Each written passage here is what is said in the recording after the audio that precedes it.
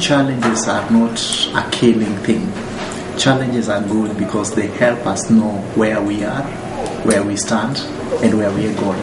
So without challenges, then we are not going. So wherever as we receive challenges, we smile because we know we are actually impacting our environment.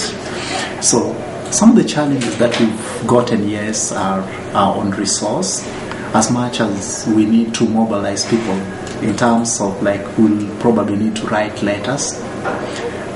Yes, we have a computer and those kind of stuff, but we'll find like we need stationaries to do that. We need the printer to work. We need cartridges. We need paperwork. All those are part of that.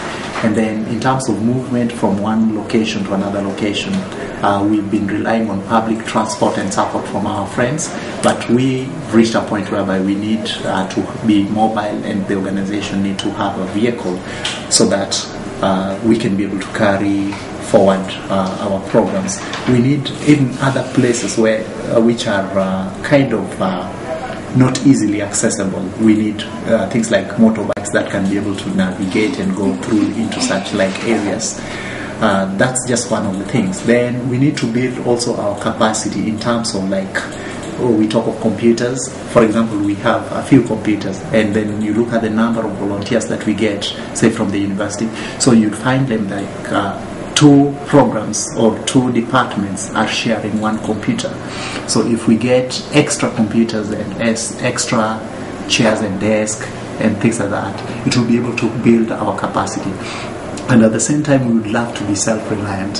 Some of the times you find like we have to stop because people are going for lunch breaks and the like. So we want even to reach a capacity whereby we'll have our own canteen, which can be able to probably provide for the volunteers, and at the same time we can be able to sell to the next immediate people who are in need of the same services, and then from there it can be able to sustain itself. So there are lots of things that we would want to, but like I said earlier, challenges to us is just an exciting ingredient for us to grow. But notwithstanding that, we are also calling on other stakeholders, because we cannot do it alone. We need the resources. We need people to come in, help. They could be the Coca-Cola company, give refreshments for the volunteers. It could be the Toasty group of companies on snacks. Give both to the volunteers as well as the children who are in need. And many, many other organizations who can come in and support these programs. Mr. Yako. Last question, Mr. Mbola. Yes. Where do you get your funds, the funding? Beautiful. For any organization to run, we need funds, but we have a unique way. One of the things that I would want to really first make is that I really would want to thank the team of volunteers that we've worked with and are still working with in GAPLINK International. From the list, all of them, for their contribution towards what we've been able to achieve in GAPLINK. The first thing was for them to embrace what ideologies, what objectives, the mission and the vision that we have as GAPLINK. Once they understood that, they started coming in by themselves.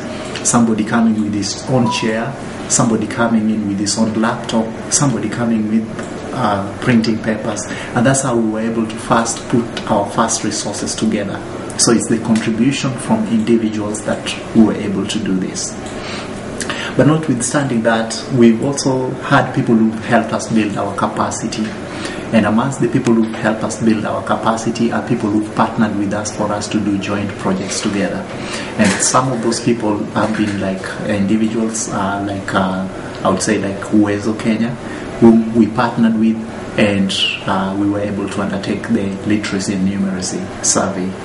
The other partners are the partners that we've been able to do like civic education together with, like Hadi Kenya, also on the anti-Jiga campaign, working together with them. We have other groups that once in a while have come, but what we require of them is consistency, because it's one thing to help once and disappear, and it's another thing to be consistent because the needs are always there.